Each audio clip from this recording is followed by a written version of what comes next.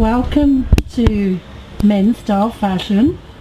Can you tell our followers who you are, what you do, and where we are? Yep. Hello, I'm Paul, known as Rambo's Tattoo Parlour in Manchester, UK. It's one of the most world famous tattoo parlours.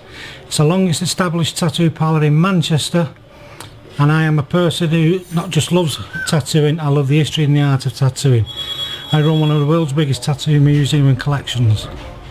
Can you talk a bit about the history of tattooing? Yeah. It's huge now, huge. Yeah. The history of tattooing goes back to the mummies, really. It's ever since man could put an indentation in the skin and put soot underneath that opening to create an everlasting image, if you like, that then became the basis of a tattoo.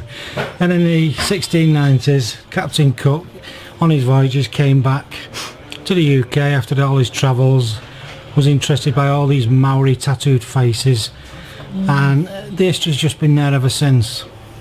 And it's something, you know, that got me as an early lad, if you like, 10 years of age, living in a place called Ordsall in Salford. There used to be a tattoo artist there called Cash Cooper, and I used to see all these people, sailors and seamen, coming from the docks in Salford docks, out of Salford docks, and going to Cash Cooper's tattoo parlour, where they would have the tattoos. I was probably about 7, 8, maybe 10 years of age, and I thought, that's what I want to do.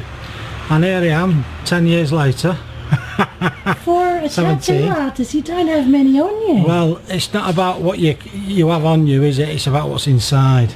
People can look beautiful outside, but they've also got to be beautiful inside, haven't they?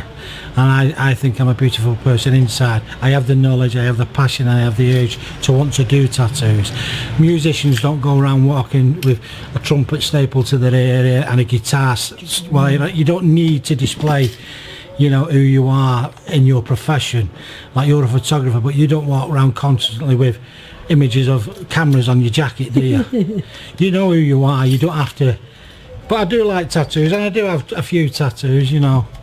I don't have any tattoos. No, Let's talk. they're not for everyone. They're too good for some. I'm only joking. I'm only joking. I've got an 18-year-old. He's never had a tattoo. He's walking through your door. What's the process?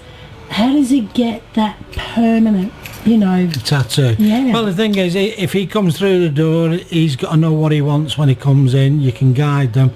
Tattoo flashes on the walls. This is what gives people inspirations, as does the social media network sites. Yeah. You go there, you see what you want. Okay, I want an old style traditional tattoo, something similar to what my granddad had, and then you've got a basic idea when you come into a tattoo parlour to ask, I'll tell you what it is you want, and you take it from there. What's the most challenging tattoo you've ever done? Someone who won't keep still. Oh. That's a real challenge, to get them to sit still, because you get irritated. Look, you must keep still.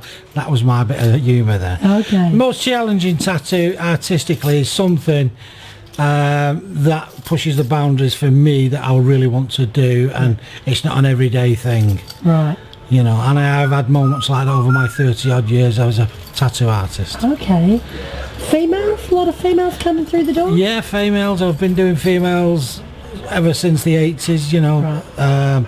There's probably more females having tattoos than there is males, you know. And is a tattoo a very emotional decision? Can be, yeah. People can have a tattoo on because they're feeling very emotional because they've lost a loved one, or, you know, they've split up in a relationship, someone's passed away, a passage of rites, going through a certain age in your life or a certain moment. So yeah, it can be. What about if a person wants to get it removed? Do you do all that? Yes, it can be. Tattoos, as a rule, can be removed. As a rule, not the greens and not the not the blues. They're very strong colours to remove, very difficult. But blacks, reds, yellows, you know, they can be removed with a laser machine.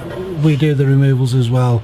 It's an ND-IQ switch machine, and it sends impulses upon impact on the tattoo, and it disperses the ink pigment into thousands and thousands of small molecule particles that disperse through your natural process of sweating or sleeping. They just evaporate around the body and come through the natural process. Do you have a favourite tattoo that you like to work on, you know, for someone. I love roses. Yes, so I love to tattoo traditional tattoo flash.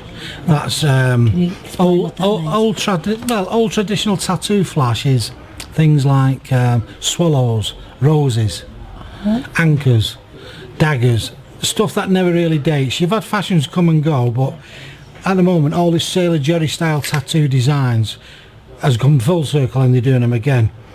I mean, I call them Sailor Jerry designs. That's because the public know that's what they're called.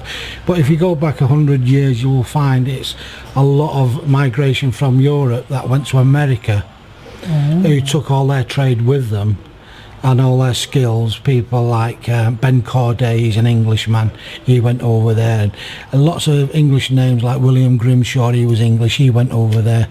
And people in America, it was all, you know, in the same circle of tattooing, and they borrowed and copied from each other and stuff like that. And then Percy Waters, who's a well-known tattoo supplier in America from the late 20s, he managed to fuse all this style into his catalogues and supply business, and then it went on to people like, you know, Cap Coleman. So all the influence, if you go back right up to Sailor Jerry's style, the Great American Tattoo style, really is, it's a fusion of stuff that came well before that, that created the American style. It's really a European style and an English style that came over. And same can be said in Australia and other places where a lot of migration and a turn of the century was happening. I had a really good question. If you were to choose a tattoo for me, now I'm the female voice for menswear, very few women in the world, I'm a very eccentric personality. What would you suggest? Well, but, knowing that you don't know me. No, I don't know you. My advice to you would go with your heart. Whatever it is that you think about on a regular basis in the way of a tattoo design, that must be the one you want. Because people don't regret tattoos as a rule. They tend to regret the choice of the tattoo, the positioning of the tattoo, and not necessarily the tattoo itself. So it's all about making sure you get that right tattoo first time. The positioning of a tattoo, great one. Yeah, don't have it on your nose. How do you know, how would you make that decision? Well, if somebody comes in and they say to me, you know, I want to have I Love John on my hand. Right.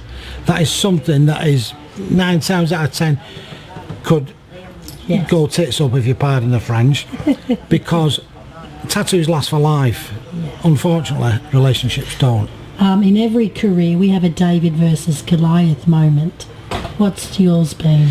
Listen, I don't, with me with tattooing, it's something like I've said previously, tattooing is something I've always wanted to do from a very early age, and I've just gone through my career enjoying every moment of it the best I can.